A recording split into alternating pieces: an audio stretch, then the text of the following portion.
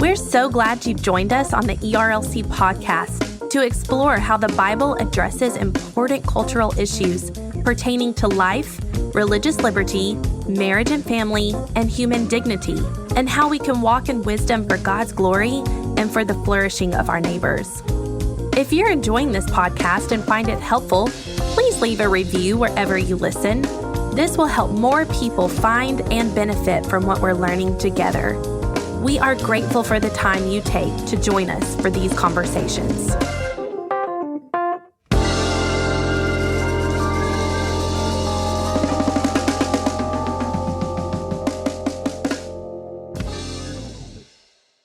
You're listening to the ERLC podcast.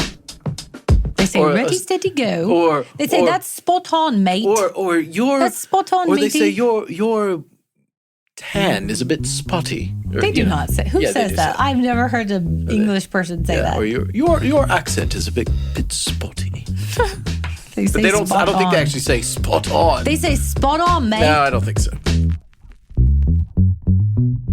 Hello, and welcome back to this week's episode of the ERLC podcast, where each week we'll be talking about our work at the ERLC and focusing on what Christians should know about the things going on in the world. I'm Lindsay Nicolay, and with me this week, back from last year, a new year, is Brent Leatherwood. Yeah, all that could have been summed up by just saying it's our first episode of the new year. Well, Happy New Year, everybody. I wanted to find a way to say, we're back. We're not a horror film, Lindsay. Well, to some we may be.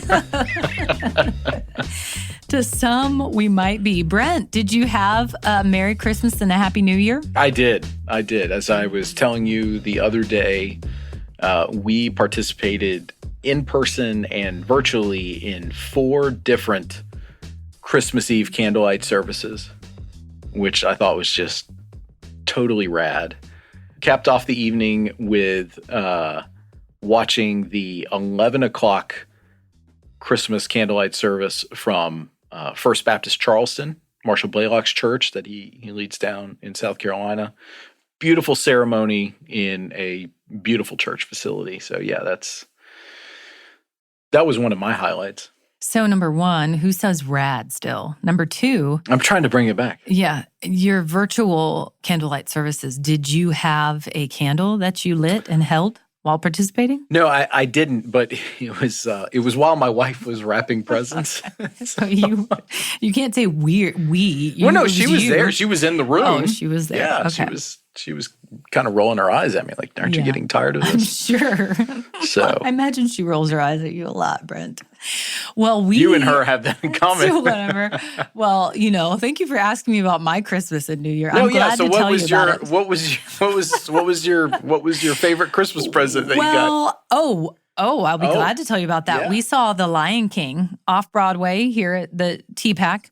And it was fabulous. It was so good. It almost brought me to tears at the very beginning, at the opening, because it's beautiful, number 1. But number 2, just reminding me of the Lord and how he's gifted so many people to create beauty, but then also the gift it is to be in that space, well, after COVID, but actually during COVID, after the beginning of COVID when everything shut down. It was really great.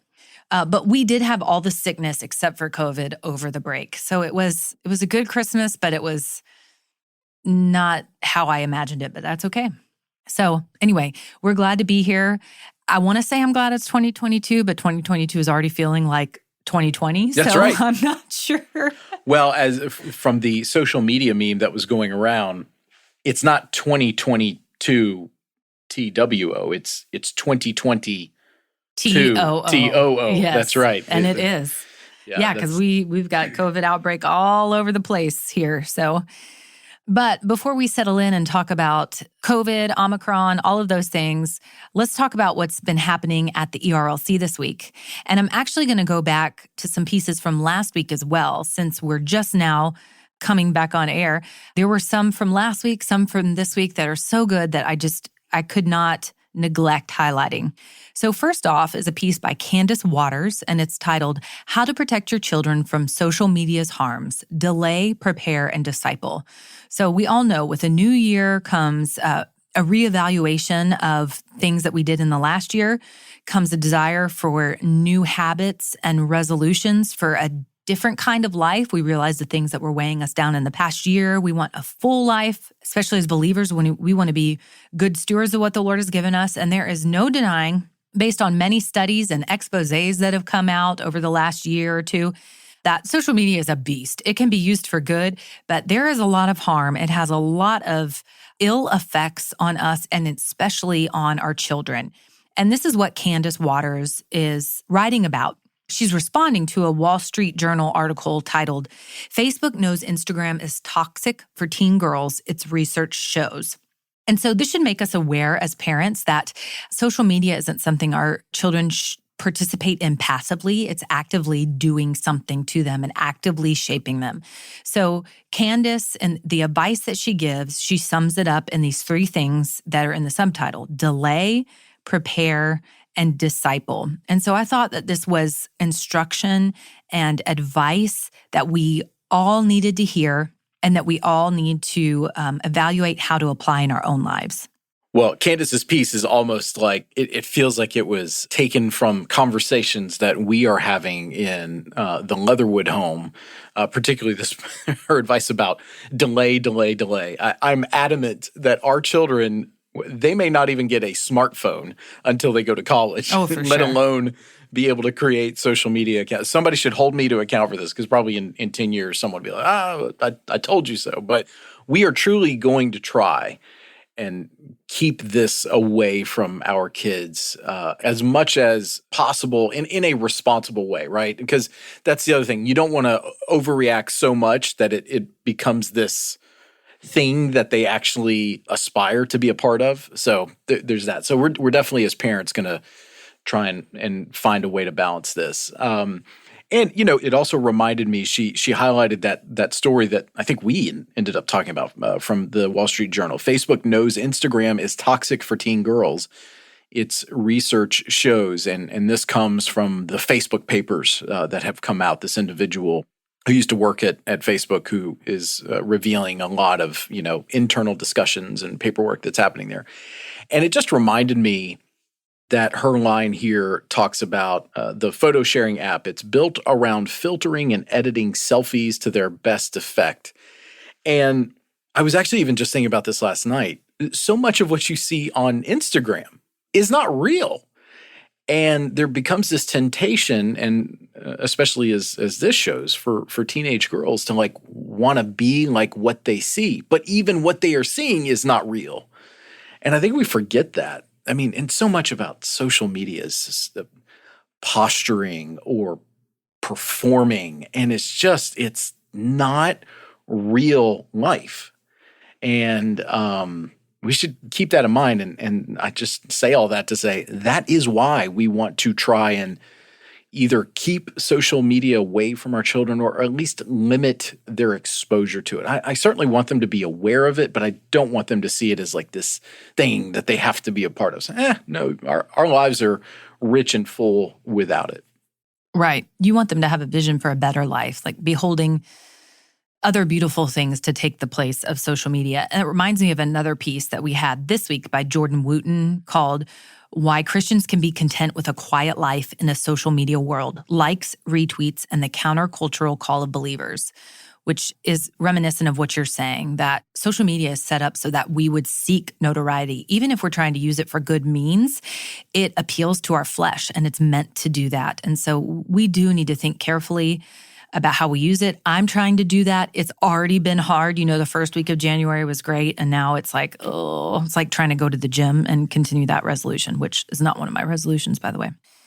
So a second article that I wanted to share with you, I'm excited about. This is by Elizabeth Bristow, one of our colleagues, and it's titled, "Why Southern Baptists Care About the Uyghur Genocide: An Interview with Griffin Gullidge on the SBC Resolution, Religious Liberty, and Praying for the Uyghurs."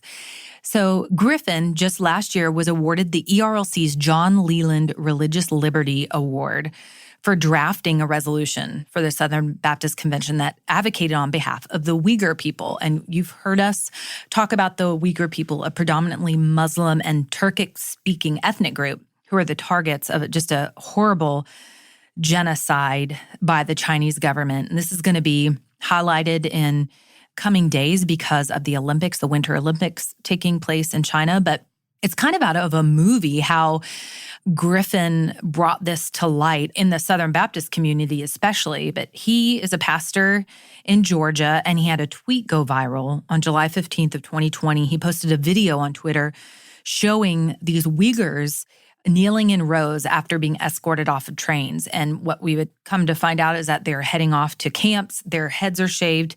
So Griffin answers questions about why he cares about human dignity, what pastors can do, how we can pray, why it's important that the Southern Baptist Convention is the first denomination to condemn the Chinese Communist Party for this genocide of the Uyghurs. I appreciated his interview. It was illuminating. It was inspiring.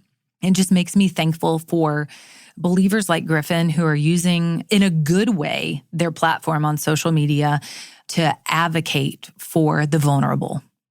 Well, that's right. We did give Griffin that award, and I was able, along with a few of our colleagues, to head down to Madison, Georgia, where he pastors, and present him that award in front of his congregation. And one of our trustees gave an incredible message that evening about the plight of the Uyghurs and why Christians here in America should care about that. And so this is a great piece. And as we are coming up on the Olympics, this is an important piece to help us remind folks about what the atrocities that are occurring in China.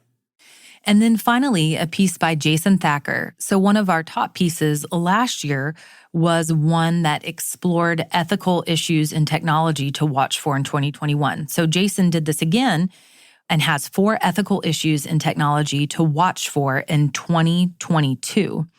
And I'm just going to go ahead and list off what these are: content moderation and free speech, misinformation, fake news, which we all have added that to our vocabulary now, unfortunately, especially throughout these last few years, digital surveillance and data privacy, and then digital authoritarianism. So how people or governments like China are using technology in order to control people, to control their subjects, and to get them to bend to their will. And Jason says this: as Christians engage the most pressing issues of our day, we must do so with a rich vision of human dignity and a public theology that is rooted in the truthfulness of Scripture. And then he closes out his article saying this: looking out onto the ethical and policy landscape of 2022, there is much to be hopeful about, but there are also many pressing issues that need to be addressed by thoughtful and rich engagement from the church, as she proclaims the goodness of God's design and the truth of the gospel to a world desperately in need of both truth and grace. And I love that. I love that we can engage these things, that there are people like Jason and other believers whom God has gifted in these areas to help us know how to engage, and that we are called to herald the truth of the gospel of grace to a world that is desperately in need of it without knowing it. That's right. And Jason is a model for that rich and thoughtful engagement. And I was just reminded recently in a conversation with him about how these digital technology firms and social media companies, they are continually calling him and asking him for guidance on some of these ethical issues that they're being confronted by. And I'm so thankful that he is a part of that. And I'm thankful that you've kind of started this nice little annual piece here that looks at these articles. So it'll be interesting after we get a few more of these under the belt, kind of look back and see where Jason has been pretty spot on, as they say, over the pond. Well, I think Americans actually do it, and we don't have to have the accent. I think we actually could just say spot on too, and we don't have to. I don't think we really say spot on. But, I say spot on. So anyways, but yeah, we can look back and see just how good he was at these predictions and what sorts of issues have come. Love you, Jason Bennett. I'm just kidding. I have a feeling he will, he will be spot on. Well, and we should use this time to plug his podcast, The Digital Public Square, and especially this coming week, he'll have our colleague Chelsea Sobolik on discussing the new public policy agenda that we've just released here at the ERLC, which kind of takes an expansive look at some of our top priorities in various issue areas. And that'll be a good conversation. Folks can go hear from Jason himself. That's right. So if you need help with techie things and ethical quandaries, Jason's podcast is a place for you to go. Because we missed a couple weeks, I would encourage you to go onto our site to take a look at what was happening on our site since Christmas. There are just a lot of great, timely articles. But for now, Brent, that's your look at what's happening on ERLC.com. And moving into our culture section this week, Brent, what's been happening since we've last talked? All right, Lindsay. Well, we will begin with the high-stakes negotiations that have been going on this week between the United States, Russia, and NATO. This comes to us from CBS News. A senior Russian diplomat wouldn't rule out the possibility of his country placing military infrastructure in Cuba or Venezuela, as the Kremlin called two recent rounds of talks with the U.S. and NATO as unsuccessful. Deputy Foreign Minister Sergei Ryabkov, who led negotiations with U.S. Deputy Secretary of State Wendy Sherman in Geneva this week, said Thursday that he didn't want to, quote, confirm anything, but won't exclude anything here either when asked whether Russia might consider establishing a military presence in America's backyard. It was a significant ratcheting up of the tension between the U.S. and Russia in a week that many hoped would put diplomacy front and center. The current standoff between Moscow and Washington has been casually framed as a contemporary echo of the Cold War for weeks, but Ryabkov's remarks were sure to resonate loudly in the ears of Americans either aware or old enough to remember the Cuban Missile Crisis of 1962. Now, Brent, we've talked about U.S. and Russia and meeting and Ukraine on the podcast before. So can you explain to me and to listeners who don't remember why they were meeting? That's right. So from that same story, Russia's military has massed about 100,000 troops along its border with Ukraine, stoking fears that it could be preparing for another invasion of the country as it did in 2014 when Vladimir Putin sent in his forces and annexed the Crimean Peninsula. U.S. officials have said an invasion could begin as soon as January or February and involve as many as 175,000 Russian troops. So these negotiations with the U.S. and NATO and Russia on the other end of the table have been an attempt to calm some of those fears and hopefully head off what a number of intelligence officers and analysts believe is essentially an imminent invasion of Ukraine. And, you know, there's a whole history behind this, but essentially Ukraine has been trending more and more westward and looking more and more to Western alliances for everything from its economy to also its national security. And that doesn't make Russia very pleased. And they were hoping that potentially this meeting could potentially avoid that. But as this report and others suggest, not everybody feels all that great coming out of this meeting. Russia had made several demands that both NATO and the U.S. had dismissed outright. And this comes in the kind of larger global context of a number of countries getting ready to send their athletes to China for the Winter Olympics. And so there is some thought that Putin may try to avoid an invasion while the Olympics are happening, but nobody really knows. But this is a situation that we should be paying attention to, and it could just lead to disastrous consequences for the folks in Ukraine, and the world could be drawn into something here that we just don't know where it leads. Well, that's what I was going to ask. I know there's probably a lot of speculation, and it might seem like a really dumb question, but if Russia invaded Ukraine, so that is something that the rest of the world, particularly those who care about peace, would want to get involved in and have serious talks about getting involved in? Like that's why it would affect the U.S.? Right. Well, what President Biden and his administration have signaled that should Russia do that, there would be the most severe type of economic sanctions at a minimum placed on Russia. As a matter of fact, there's a couple of pieces of legislation floating around Capitol Hill right now to that effect. And so this is a very real but very fluid situation. Ultimately, nobody knows exactly what Russia is going to do, and nobody wants to make a move that would potentially be a trigger for Russia also. So like with all things in foreign diplomacy, it is a delicate balancing act. So certainly something that we should be keeping an eye on, that all of us, honestly, should be keeping an eye on. All right, moving closer to home, Anthony Fauci, noted doctor and scientist from the U.S. government, says that the Omicron variant will find, quote, virtually everybody. This comes to us from the Washington Post. Top U.S. infectious disease expert Anthony S. Fauci on Wednesday reiterated the stark warning that the coronavirus will probably infect most Americans eventually, but added an important caveat. While, quote, virtually everybody is going to wind up getting exposed and likely infected, he said, if you're vaccinated and if you're boosted, the chances of you getting sick are very, very low. Fauci made the statement at a White House news briefing, echoing what other top health officials have said in recent days. His comments add to the growing list of clarion calls to the unvaccinated, urging them to get shots by citing grim numbers that show the uninoculated are in danger of serious illness.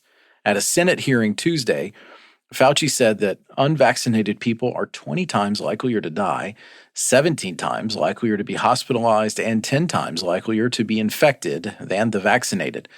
And in that same session, acting commissioner of the FDA, Janet Woodcock, said that, quote, it's hard to process what's actually happening right now, which is most people are going to get COVID. So that kind of echoes something that that you said at the top of our recording here, Lindsay, that we're kind of seeing it everywhere around us, at least here in Nashville or us around the ERLC. We've just had a number of conversations recently. It's like, gosh, it seems like everybody is getting this particular strain of COVID. Yes. And I can't remember if we said this on the show or if it was just us talking before, that an article came out for us here in Nashville, it said 1 in 33 Nashvillians are infected with Omicron. And so, I don't know if it was exactly Omicron or just COVID. Anyway, all that to say is if you don't live in a bubble, you're going to end up getting COVID. So hopefully this is how it burns out because it is more contagious and less severe. I pray that way. I still get nervous for my kids, although my pediatrician has allayed those fears and has said that children, by and large, do very well. It's kind of like we expose them to RSV, and there are still children who get very sick from RSV, and then we expose them to the flu or other things. So vaccinations are the way to go. I feel less stressed because of our vaccinations. I think it's important to say that, Fauci said the chances of you getting sick are very, very low if you're vaccinated and boosted. That doesn't mean you're not going to catch it and you're not going to exhibit symptoms. It means you're not going to get extremely sick and end up in the hospital, which is what these vaccines do. Right. Which also makes me thankful for vaccines like MMR, measles, mumps, rubella, that we don't have to have measles, right. a mild case of the measles. So, well, and I've noticed it more and more reporting recently. It seems like the language or the reporting and the analysis is suggesting that Omicron is helping us get closer to COVID being endemic as opposed to an epidemic, which, I'm not an infectious disease expert, right? But that would seem to be a better place for us globally for it to be endemic. So it is just something that we have. It's always in the background, like flu, and hopefully we will develop, I guess, an annual vaccine for it, like we do for the flu, right? That will help stave off serious. I just read an article about I was glancing over one about the 1918 Spanish flu, and that there's a strain of that still circulates to this day. So it probably most likely be something like that, but will not have near as fatal consequences. And let's just hope and pray that this is the only time in our lifetimes that we're going to be living through this, because this was one for the birds. So much suffering and inconvenience, to put that lightly. All right, well, moving on, President Biden gave a big speech this week in Atlanta, Georgia, about voting rights. And the Senate Minority Leader, Mitch McConnell from Kentucky, he took issue with President Biden's big voting rights speech. This story comes to us from ABC News. As President Joe Biden prepared to head to Capitol Hill on Thursday to rally Senate Democrats on election reform, a visibly angry Republican leader, Mitch McConnell, fired back on Wednesday, saying he didn't recognize the man who delivered the fiery speech in Georgia on voting rights one day earlier. McConnell characterized Biden's speech, in which the president called for the Senate to change its rules by whichever way they need to be changed in order to pass the Democrats' voting bills, as profoundly unpresidential, deeming the remarks a rant that was, quote, incoherent, incorrect, and beneath his office. President Biden, one day earlier in Atlanta, spoke forcefully in favor of changing the Senate filibuster rule so that Democrats could pass two key voting bills that have stalled in the Senate. I was talking to a few folks after this speech, and one in particular said that he believes ultimately the filibuster is going to be gone. That either way, whether it happens right now or if Republicans were to take back the chamber after the November elections, he believes that the filibuster is on its last legs, which I don't think people have fully reckoned with what that will mean, how that will change the Senate. The short summary of it is essentially the Senate will become a body where a simple majority will pass all kinds of legislation, nominations, etc. And so it will be much more like the U.S. House. And that's going to be different for our political square. And I don't know that we all have really sat down and really thought through what this means in whatever direction your political philosophy lies. If it just takes a simple majority to get things out of the Senate and to the president's desk, that's going to have a lot of downstream effects for people that I'm not sure everybody really wants.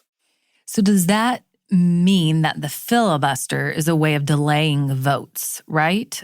Or voting to pass legislation? Yeah. And so when there's a filibuster, that means that people have to negotiate so that it'll get passed? Essentially, the way it plays out right now is the filibuster is an internal rule in the Senate that says you have to get 60 votes in agreement to move to actually consider something on the floor of the House. And if you can't get those 60 votes, then you can't move to consider it. So it forces the party that wants to get whatever that item is to the floor for a vote. It forces them to say, okay, well, let's go to the minority party, bargain with them, negotiate with them, see what they'll agree to, and then that is what we will bring to the floor. There's been some talk. Senator Joe Manchin from West Virginia recently has said he might be willing to offer a compromise, which is a talking filibuster, which is what most people think of the filibuster. Go back to the Mr. Smith Goes to Washington movie. I think of the bright tennis shoes that one lady was wearing that one time. Do you remember? Yes. Recently? Yes. I don't remember what it was over. Well, I don't remember her name. That was at the state level.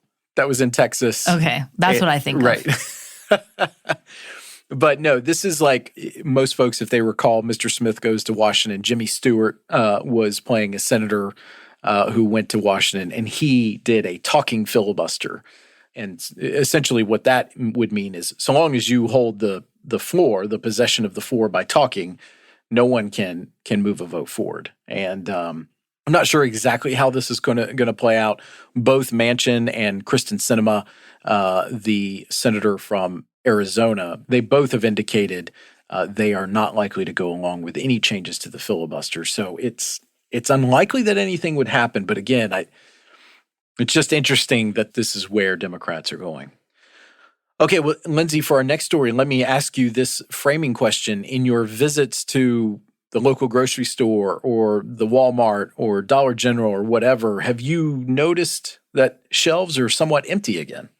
Yes, I have. I couldn't find cornstarch the other day. Cornstarch? What were I got to know, where are you going to use the cornstarch? I was making a stir fry. Stir fry. I didn't have, my sauce wasn't thick. It was just, runny, I guess. And I went to Party City to get some decorations for Grant, my son, who just turned 1, and their shelves were bare. Mm-hmm. So, well, NBC News did a helpful story on why store shelves are empty again. The recent spread of the Omicron variant among supply chain workers, sour weather, and even a recall of bagged salads and vegetables have caused Americans to once again find barren shelves at supermarkets or retail stores. While industry leaders hope this latest supply chain foul-up will be a short-term frustration, it comes amid the ongoing challenges they face during the pandemic: shipping delays, congestion at ports, labor shortages, and more. The number of people who voluntarily quit their jobs surged to 4.5 million in November. The U.S. Department of Labor's monthly job openings and labor turnover survey said last week, indicating that Americans are increasingly confident they can find better opportunities in the labor market. So as these jobs remain unfilled, and this newest variant is able to find a foothold among largely unvaccinated meatpacking workforce members, the labor shortages are even further exacerbated. So when I read through this entire story, it's kind of like, oh, this is a pretty complex issue that is resulting in some of those shortages that we are seeing in stores. And I hate that you're not able to find your cornstarch for your stir fry. I know. So I don't understand how this is going to be a short-term frustration if it has to do with all kinds of things: COVID, shipping, labor shortages, which seems to be the biggest problem that I've encountered. I went, like, this one restaurant I like to go to. It's like a Chipotle where you go through, but it's clear that they don't have enough people. And so the line is always backed up. You don't get your pita like you're always supposed to. You might know where I'm talking about now that I said pita. And you can just tell that the poor people behind the counter are just working their tails off. And they just don't have enough help. Yep. Okay, and finally, in sports, while we are speaking of COVID, the saga around the world's #1 tennis star continues to play out in Australia, according to NBC News. Australia's Prime Minister said Thursday his government's tough policy towards visitors who were not vaccinated for COVID-19 had not changed as it nears a decision on whether to deport Serbian tennis star Novak Djokovic. The men's tennis number one had his visa canceled on arrival in Melbourne. He is heading there for the Australian Open, and he had it canceled last week when his vaccination exemption was questioned. But he won a legal battle on procedural grounds that allowed him to stay in the country. He still faces the prospect of deportation, a decision that is entirely at the discretion of Australia's immigration minister, if deemed to be in the public interest for health and safety reasons. So they released the seedings for the Australian Open, and of course he's the world's number one, so he is the number one for the tournament. But it is still unclear whether he's actually going to be able to participate in the Australian Open.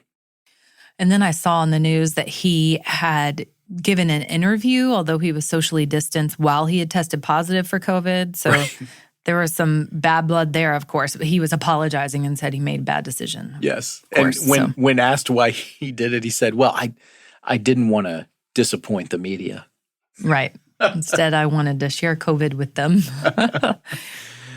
I guess so. So, all right. Well, Lindsay, that is your look at this week in culture, and it's good to be back with you in the new year.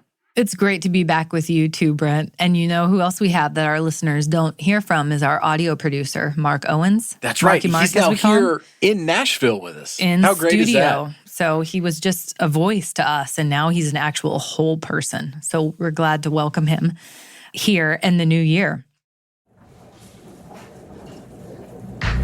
Brent, thank you for that look at what's happening in our culture. And now it's time for the Lunchroom, where we tell you what we're talking about with each other. Brent, I'm going to let myself go first because I'm excited to tell you about this. Well, first, I'm going to start by telling you a Marion story because we all need a Marion story. It's not as funny as the break-in story, but you know, it snowed here in Nashville, so we wanted to play outside. We don't have the right gear. So the first day when it was snowing, we played outside for a little bit. We went inside. Snow had gotten in her boots. Her legs were so cold that she had welts on her legs because she has sensitive skin. I was seriously worried I was going to have to take her to the doctor and had maybe given her frostbite. So I felt terrible. So the next day I wanted her to be able to play. A neighbor let us borrow a bigger coat. And I wanted her to play safely. So I dressed her up and then I proceeded to wrap her legs in saran wrap. I have a picture. Not saran wrap, it's actually saran moving wrap. So it's a big roll of saran wrap that I use to wrap our couches when we move.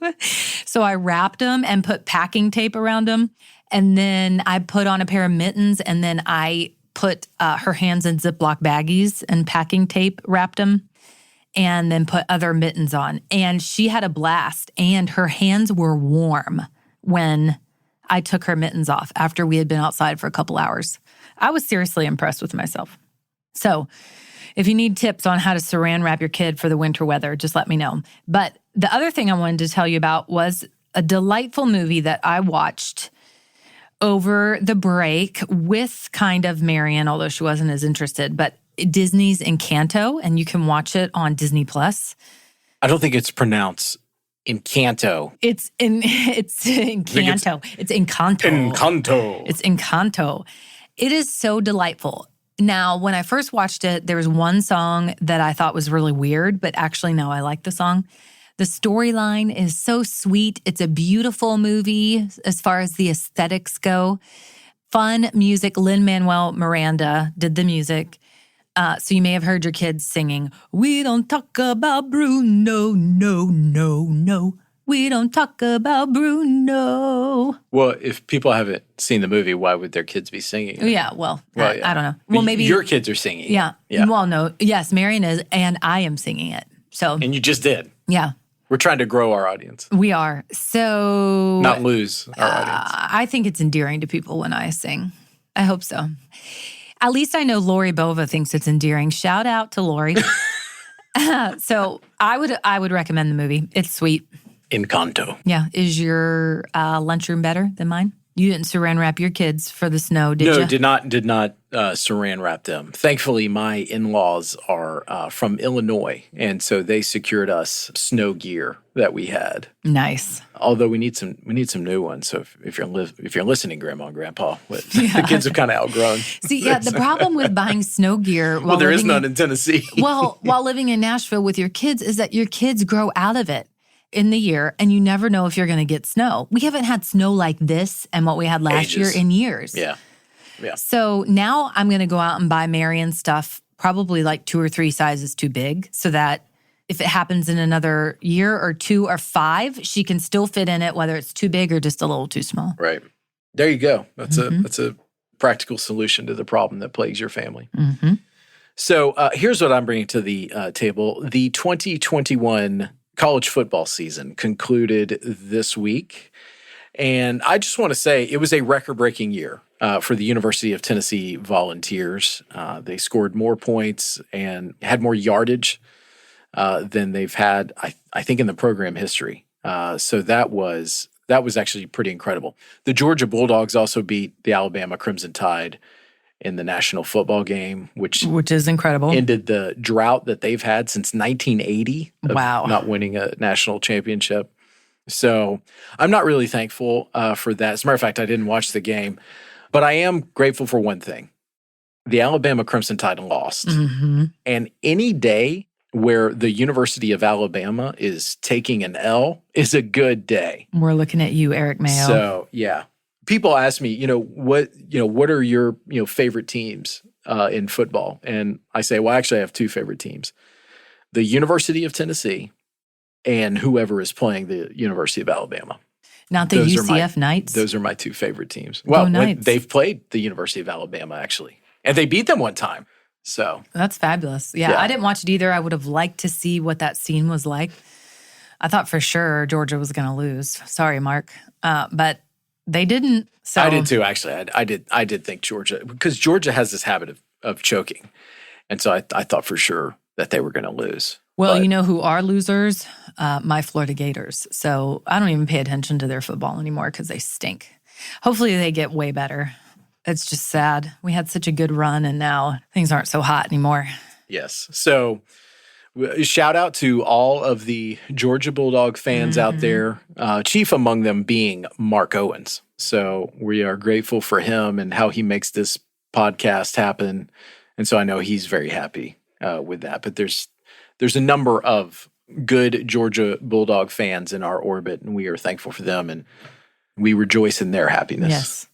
And may next year bring an Alabama loss as well. I mean, I'm hoping Multiple. they're not in the championship. Sorry, Alabama fans. Oh man, I think that's a great place to end before I alienate us from even more listeners. And just a reminder, you can find links to all the things we talked about today in the show notes. And if you like the podcast, please consider helping us spread the word by sharing the episode on social media or going into your favorite podcast app and leaving us a rating and review. The ERLC podcast is a production of Owens Productions. It's produced by Brent Leatherwood and Lindsay Nicolay. It's edited and mixed by Mark Owens. And in addition to listening to the ERLC podcast, be sure to check out our other podcasts. The Digital Public Square airs every Monday, and its host is Jason Thacker, who is one of the leading voices on technology and ethics. And if you like staying informed about important policy issues that matter to Southern Baptists, Capitol Conversations is our podcast directly from Capitol Hill, and it's hosted by our colleague, Chelsea Sobolik. Search for The Digital Public Square and Capitol Conversations wherever you listen to podcasts. Thanks again for listening, and we'll be back next week with more content.